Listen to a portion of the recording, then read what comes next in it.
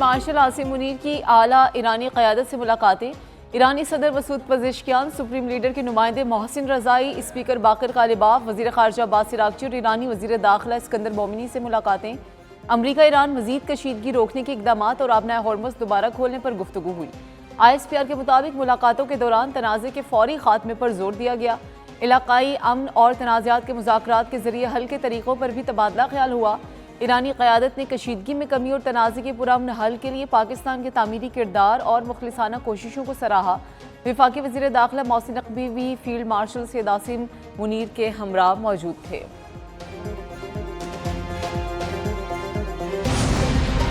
امریکہ کی بدنیتی امن کی راہ میں رکاوٹ ہے، ایران وعدوں پر عمل درآمد کی کوششیں جاری رکھے گا۔ اسپیکر باقر غالباف کہتے ہیں کہ ایران اسلام آباد مفاہمتی یادداشت پر کاربند اور امریکہ پاسداری میں بارہا ناکام رہا۔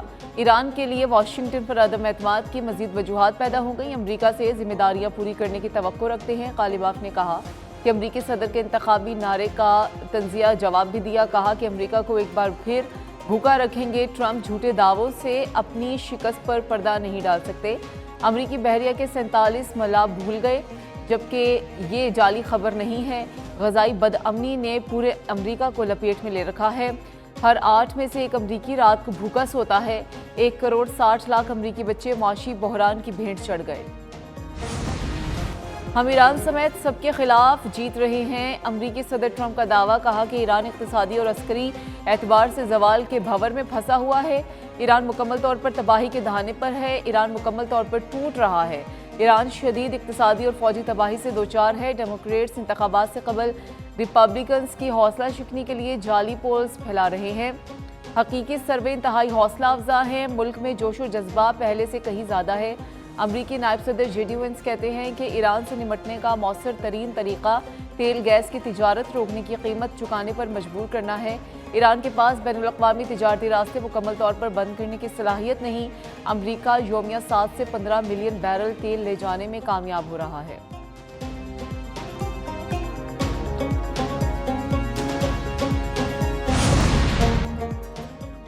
امریکہ کا ایران کے خلاف فیصلہ کن اقتصادی کارروائی شروع کرنے کا اعلان۔ وزیر خزانہ اسکاٹ بیسن کہتے ہیں کہ امریکہ تہران کے خلاف تاریخ کی سب سے بڑی مالی کارروائی شروع کرنے جا رہا ہے۔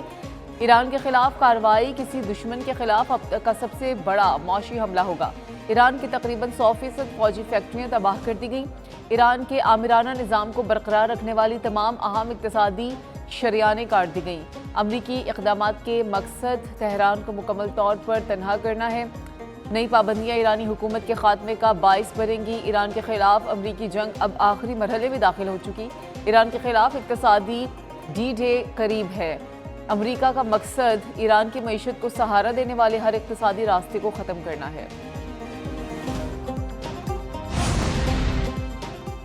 ایران پر حملہ ہوا تو امریکی توانائی مفادات کو نشانہ بنائیں گے۔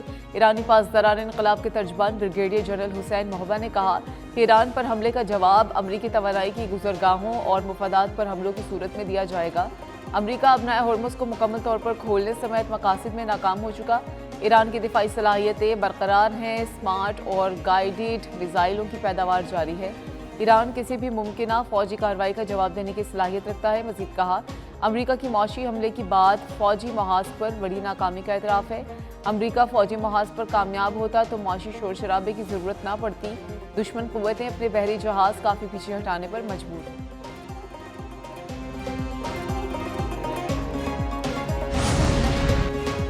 ایران کے ابنائے ہرمز کی سیکیورٹی کے لیے سروس فیس وصولی کی منظوری۔ ترجمان ایرانی سلامتی کمیشن نے کہا کہ ہرمز میں بحری جہازوں سے مختلف خدمات کی فیس لی جائے گی۔ اسٹریٹجک ایکشن پلان کے تحت بحری جہازوں سے سروس فیس وصول کی جائے گی۔ ایرانی میڈیا کے مطابق نیویگیشن سروسز، ماحولیاتی خدمات اور خصوصی شرائط پر بنکرنگ کے عوض فیس وصول ہوگی۔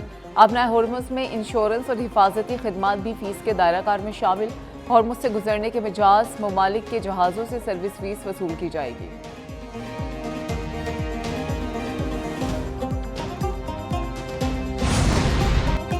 سعودی عرب کے ساحل کے قریب ٹینکر پر حملہ۔ برطانوی میری ٹائم ٹریڈ آپریشنز کے مطابق شہر MB سے 63 ناٹیکل میل مغرب میں ٹینکر کو پروجیکٹائل سے نشانہ بنایا گیا۔ टैंकर के अरशे पर आग भड़क उठी। यमन के ईरानी हिमायत याफ्ता हौसियों का बहीरा अहमर में सऊदी अरब के ऑयल टैंकर को निशाना बनाने का दावा। तर्जुमान ने कहा कि अमजन नामी ऑयल टैंकर को यम्बी के साहिल के करीब बैलिस्टिक मिसाइल से निशाना बनाया गया।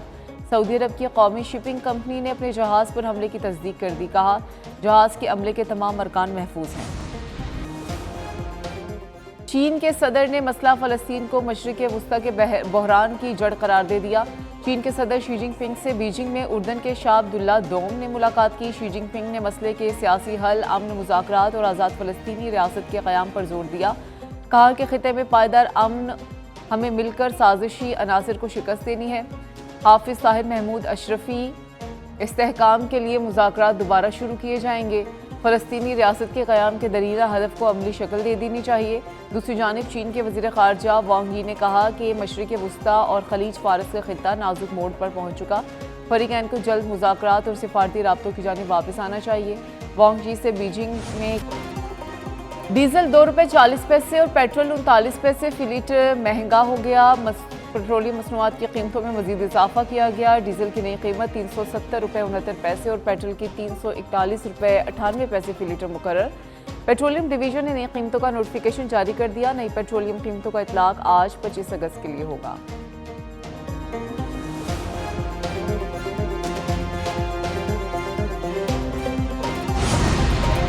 वज़ीर-ए-आज़म शहबाज शरीफ से चेयरमैन रताश ग्रुप और तमीम होल्डर बिन ईद की मुलाकात। अली परवेज़ मलिक, हारून अख्तर, बिलाल अज़हर कयानी और तारिक फातमी ने भी शिरकत की।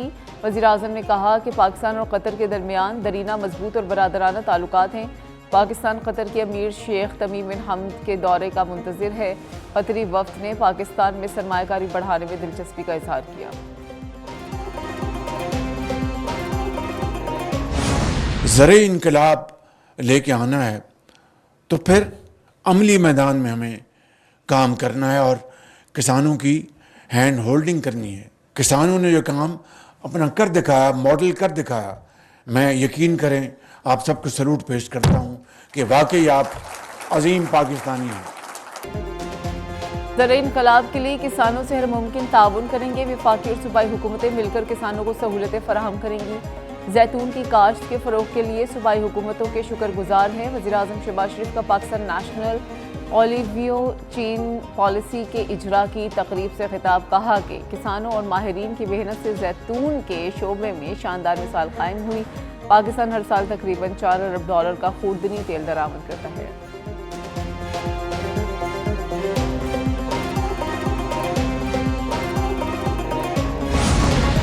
बानी पीटीआई के अस्पताल मुंतकली का फैसला। हुकूमत की नजरसानी दरख्वास्त जल्द सुनने की इस्तदा मुस्तरद। ज़राए के मुताबिक चीफ कमिश्नर इस्लामाबाद ने सुप्रीम कोर्ट में नजरसानी दरख्वास्त जल्द समाअत के लिए मुकर्रर करने की इस्तदा की थी। बानी के अस्पताल मुंतकली के फैसले के खिलाफ नजरसानी दरख्वास्त अपनी बारी पर समाअत के लिए मुकर्रर की जाएगी। सुप्रीम कोर्ट ने हुकूमती मुतफरिक नजरसानी दरख्वास्त को नंबर अलॉट कर दिया।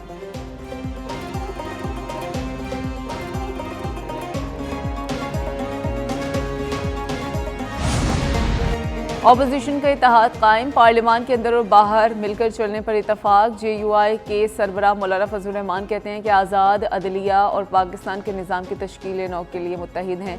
अपोजिशन का इत्तेहाद पाकिस्तान की खोई हुई अजमत वापस लाने में किरदार अदा करेगा। मुल्क में बेरोजगारी बढ़ रही है, रोज़ाना सैकड़ों लोग मर रहे हैं। नए सूबों के हवाले से माहौल है न तैयारी। महमूद खाना चुगज़ई बोले, घुटन के माहौल में अपोजिशन आइन की बालादस्ती के लिए मुत्तफिक हो गई। बैरिस्टर गौहर ने कहा कि पार्लियामान में मतनाज़ा आइन साजी की नए सूबों पर मुनासिब बातचीत होनी चाहिए। नए सूबों रातों रात नहीं बनाए जा सकते, ये पेचीदा मामला है। सिस्टम नाकाम नहीं हुआ, डिलीवर कर रहा है। वज़ीर-ए-आज़म और फील्ड मार्शल की काबिशों से मौशी सूरत हाल बेहतर हो रही है। स्पीकर कौमी असम्बली आज़ादी की मीटिंग से गुफ्तगू। कहा, सिस्टम के बारे में बेहतर फैसला अवाम ही कर सकते हैं। PTI मुज़ाकरात के मुतालिक गैर यकीनी सूरत हाल का शिकार है। PTI वाले उनसे मिलते रहते हैं, जब मुज़ाकरात की बात हो तो वो सोशल मीडिया से डर जाते हैं। उनकी कमेटी बैठकर फैसला कर ले तो अच्छा होगा। मजीद कहा कि वो ऐवान में सब पर आयतुल कुर्सी, दरूद शरीफ और चारों कुल पढ़कर फूंक मारते हैं। फूंक मारने से सूरत हाल बेहतर हो जाती है। वो पीपल्स पार्टी और हुकूमत के दरमियान अब भी सालिस हैं। उम्मीद है पीपल्स पार्टी और नून लीग में मामला हल हो जाएंगे। नए सूबों पर बहस और राय देने में कोई हर्ज नहीं।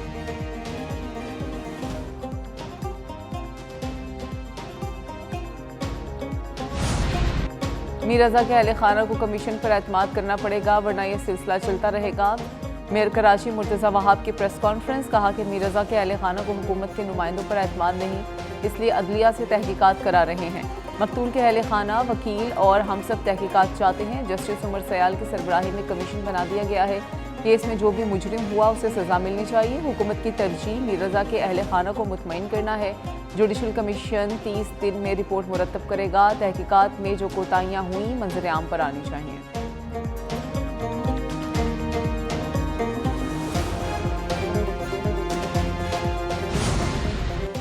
مقتولہ ہنا جاوید کی گردن کی ہڈی ٹوٹی ہوئی تھی۔ پوسٹ مارٹم رپورٹ کے مطابق پسلیوں اور کولے کی ہڈی پر زخم کے نشان تھے۔ ہنا جاوید کے دل کے گرد خون بھرا ہوا تھا۔ موت کی وجہ کا تعین کرنے کے لیے سیمپلز فورینزک لیب بھجوا دیے گئے۔ راولپنڈی میں ہنا جاوید کو خاوند نے مبینہ طور پر پھندا لگا کر قتل کیا۔ قتل کے مقدمے میں خاوند اور گھریلو ملازم زیر حراست۔ پولیس ذرائع کے مطابق مرکزی ملزم فیصل اصغر کے گھریلو ملازم ذیشان کا دوران تفتیش اہم انکشاف۔ ذیشان نے گھریلو جھگڑے پر ہنا کا گلا گھونٹنے اور تشدد سے قتل کا اعتراف کر لیا۔ پولیس کو بیان میں کہا جھگڑے کے دوران بلایا گیا، اس نے ملزم فیصل کی مدد کی۔ ہنا جاوید قتل کیس، ملزم کے ماضی کے لیکچرز کی ویڈیوز نے سوالات اٹھا دیے۔ ملزم فیصل اصغر مختلف یونیورسٹیز میں کارپوریٹ کمیونیکیشن پڑھاتا رہا۔ یوٹیوب چینل سے لیکچرز کی مختلف ویڈیوز سامنے آ گئیں۔ لیکچرز کے دوران شوہروں کے ہاتھوں بیویوں کے قتل کی مثالیں دیتا رہا۔ طالبہ سے شوہر کے ہاتھوں بیوی کے قتل کی ممکنہ وجہ کا سوال کیا۔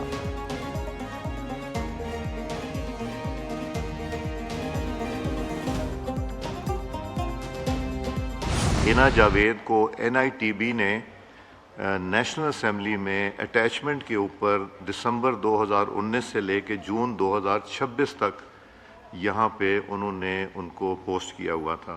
جس انداز سے یہ قتل ہوا ہے اور خواتین کے اوپر جو تشدد ہو رہا ہے اس میں ہم سب کو تشویش ہے۔ جہاں جس طرح کی بھی آپ کو مدد چاہیے اس کیس کو مانیٹر کرنے کے لیے، وہ نیشنل اسمبلی آف پاکستان اس پہ آپ کو پوری آپ کی سپورٹ کرے گی۔ مقتولہ ہنا جاوید کے لیے قومی اسمبلی میں دعا سائرہ افضل تارڑ نے دعائے مغفرت کروائی۔ اسپیکر ایاز صادق نے کہا کہ ہنا جاوید کا قتل ہوا، اکثر یہ صوبائی معاملات ہوتے ہیں۔ ہنا جاوید نے NITB کے پروجیکٹ میں پارلیمنٹ میں کام کیا، ان کے قتل پر تشویش ہے۔ معاملہ اٹھانے پر ویمن کاکس کا شکریہ۔ ویمن کاکس کو ہر قسم کا تعاون فراہم کیا جائے گا۔ انسانی حقوق اور داخلہ کی کمیٹی میں بھی معاملے کو دیکھیں گے۔ اسپیکر نے وزیر قانون کو معاونت کی ہدایت کر دی۔ اعظم نذیر نے کہا کہ واقعے کا علم ہوتے ہی پنجاب کے ذمہ داران سے رابطہ کیا، پولیس حکام سے تفصیلات معلوم کی، معاملے کو منطقی انجام تک پہنچایا جائے گا۔ مسلم لیگ نون آزاد کشمیر میں اکیلے حکومت سازی کرے گی۔ نون لیگ نے کشمیر میں حکومت سازی میں پیپلز پارٹی کو لفٹ نہیں کرائی۔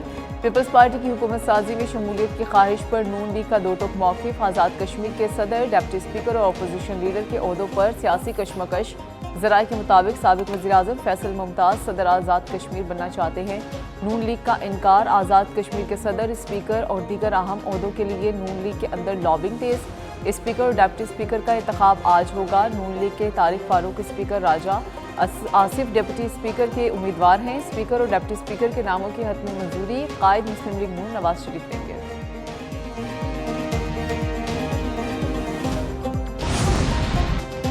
آزاد کشمیر اسمبلی کا اجلاس، 46 نومنتخب ارکان نے حلف اٹھا لیا۔ اسپیکر لطیف اکبر نے نومنتخب ارکان سے حلف لیا۔ سب سے بڑی جماعت کے طور پر مسلم لیگ نون کے 31 ارکان نے حلف اٹھایا۔ پیپلز پارٹی کے 14 ارکان، عوامی دست و بازو کے 1 رکن کا حلف۔ مسلم لیگ نون نے 8 مخصوص نشستوں میں سے 6، پیپلز پارٹی نے 2 حاصل کر لی۔ خواتین کی 5 مخصوص نشستوں میں 3 نون لیگ 2 پیپلز پارٹی کو ملی۔ مسلم لیگ نون نے ٹیکنوکریٹ، علماء مشائخ، اوورسیز کی 1 مخصوص نشست جیت لی۔ پاکستان کی بہتر ہوتی معاشی کارکردگی اور مالیاتی پوزیشن کا اعتراف۔ عالمی ایجنسی موڈیز نے پاکستان کی ریٹنگ کا آؤٹ لک مستحکم برقرار رکھا۔ موڈیز نے پاکستان کی ریٹنگ CAA1 سے بڑھا کر B3 کر دی۔ بلومبرگ کے مطابق پاکستان کی لانگ ٹرم، غیر ملکی اور مقامی قرضوں پر ریٹنگ کو بہتر کیا گیا۔ ریٹنگ میں بہتری، معیشت اور قرضوں کی ادائیگی کی صلاحیت پر بڑھتے اعتماد کی عکاس۔ B3 ریٹنگ پاکستان کی معاشی بحالی اور مالیاتی استحکام کی جانب اہم پیش رفت۔ موڈیز ریٹنگ بہتر ہونے پر وزیر اعظم کی قوم کو مبارکباد. حکومتی معاشی ٹیم کی کاوشوں کی پذیرائی. کہا کہ نائب وزیر اعظم، فیلڈ مارشل، وزیر خزانہ اور متعلقہ حکام کی کاوشیں لائق تحسین ہیں. کریڈٹ ریٹنگ بہتری معاشی پالیسیز پر عالمی اعتماد کا مظہر ہے. داسو ٹرانسمیشن لائن منصوبے میں 1 ارب 28 کروڑ روپے سے زائد کے غبن کا انکشاف. سینٹ کی قائمہ کمیٹی برائے امور اقتصادیات میں بدعنوانی سے متعلق معاملہ. FIA اور نیب کو داسو اسلام آباد ٹرانسمیشن لائن پروجیکٹ میں بے ضابطگیوں کی تحقیقات کا حکم. کمیٹی کے خط کے مطابق داسو اسلام آباد ٹرانسمیشن لائن پروجیکٹ میں مبینہ غبن ہوا. ٹیکسوں کی مد میں غائبانہ رقوم کانٹریکٹر کی قیمت میں شامل کرنے کا بھی انکشاف.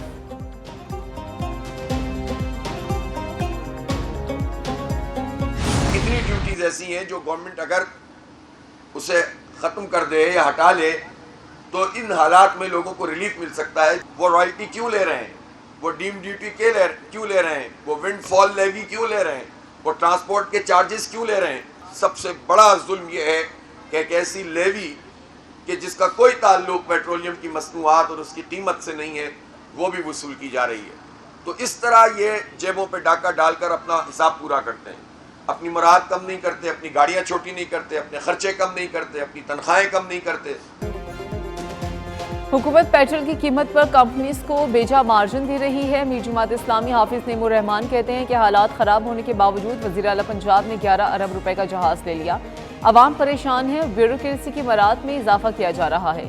ینا کا مسئلہ نہیں, عوام کو ریلیف دلانا چاہتے ہیں. جماعت اسلامی کے دھرنوں میں عوام کی شرکت بڑھتی جا رہی ہے. جماعت اسلامی کے لاہور سمیت صوبائی دارالحکومتوں میں 9 روز بھی دھرنے جاری. پیٹرول اور بجلی کی قیمتوں میں کمی کا مطالبہ.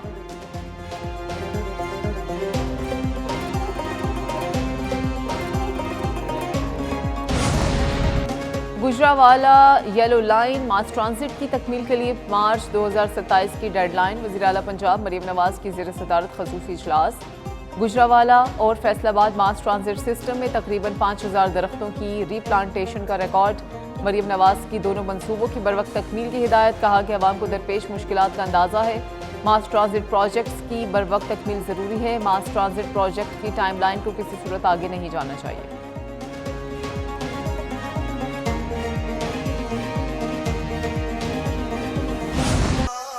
قریب آ گئیں جشن میلاد النبی کی گھڑیاں. سج گئیں عمارتیں, سڑکیں اور گلیاں.